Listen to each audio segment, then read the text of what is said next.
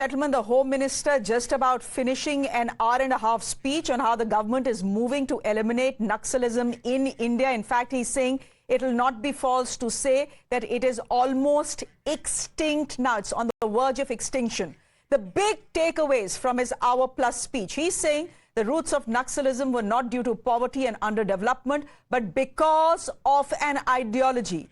He says it was the ideology of Maoism that ensured that people in areas dominated by them remain poor. He says fighting injustice is a just cause. But how do you do it? By picking up the gun or by democratic means available to them? He also says that the Congress party deliberately held back developing India's tribal belt. In fact, he says that the mission of the BJP government for a Naxal-Mukt Bharat got delayed because a Congress government came to power in Chhattisgarh, and they protected Naxals. He also went on to quote former Prime Minister Manmohan Singh, saying that Manmohan Singh at one point of time had said that within the country, Naxalism posed a far greater challenge than the militancy in Kashmir and the Northeast. But despite this, Mr. Shah says, nothing was done by the Congress party. He spoke of some 15,000 child soldiers in India. He says he met them in surrender camps and says it was the most heartbreaking scenes he's witnessed. He's also saying that the fashionable human rights champions can very easily say that speak to Naxals instead of killing them. But he's saying our government's policy is clear. Speak to those who lay down arms, not those who hold the gun. Also on his target, apart from the Congress party, was what he calls urban Naxals. He says those who have supported Naxalism are as guilty as those who held the gun.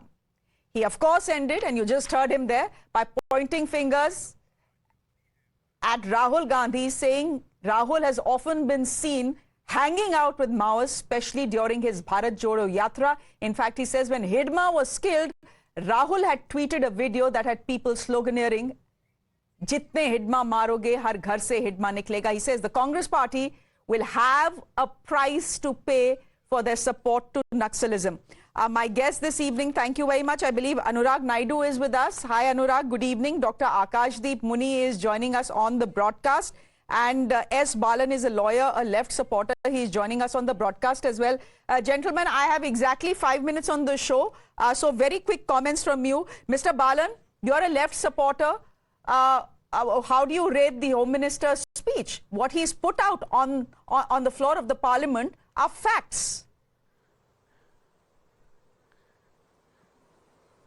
See, I'm doubtful whether we are under the Constitution or tit for tat, eye for an eye, bullet for a bullet. That is not the Constitution. It should be under Constitution. It doesn't speak about implementation of 5th schedule and 6th schedule.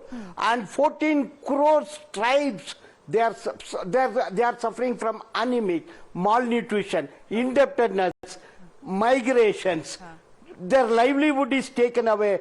Trees are felled. So this talk of Home Minister, it is not a democratic society talk. Okay. It is, what is this?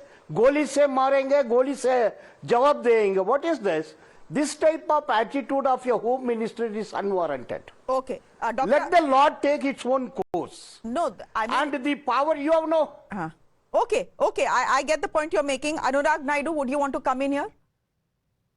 Yeah, thank you, Shreya, for having me on the show. I think 4,800 plus Naxals surrendering, it speaks volumes about, what they want to do with, being a part of the mainstream developmental framework of India. And at the time they will live in, we have external challenges. India is thriving. The entire world is looking at India. I don't think we can spend our energy and our resources towards solving our internal problems. I think the Naxalites and the Naxalism has to come and become a part of the mainstream development. We have our own global challenges. We have hostile neighbors. We have a lot of other challenges. And I think that the speech also was very measured. The speech speaks about what are the, the measures that the union government is taking to ensure that they feel comfortable, to ensure that they feel, look forward to. I think that is a welcome step. Why do we want to go back to what exactly was said? What was the nuance? What was the word? Akashdeep Muni, the last word to you. Because a part of the speech, I won't say a large part of the speech, but at least 25% of the speech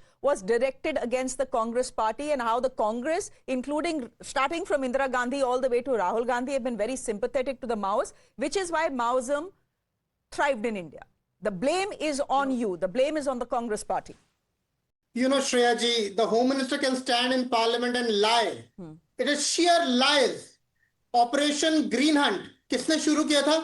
Congress ने 2009 में, आपको याद होगा.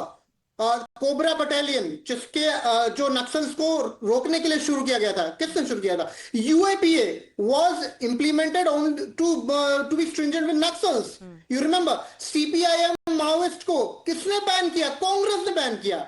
And Manmohan Singh ji said on the floor of Parliament that Naxals are the biggest threat to India's internal security. Correct. Correct. Akashdeep Muni, I think you're having a coughing bout, but the question is not किसने शुरू किया था काम. Question is किसने खत्म किया. And खत्म तो बीजेपी सरकार ने किया. The momentum came when they came. देखिए, ऑपरेशन ग्रीन हंट उसी को आगे लेके जाया गया है. ओके. कोबरा बटालियन नहीं फाइट कर रहे हैं नक्सल से, जो हिडमा के बारे में एग्जांपल दे रहे हैं होम मिनिस्टर साहब. Most importantly, Congress was against Naxals. They fought against Naxals, and today you are saying they stood against Naxals. They're sheer lies. But okay, but what? Okay, but the Home Minister is saying what sort of fight was this when you didn't end up doing anything?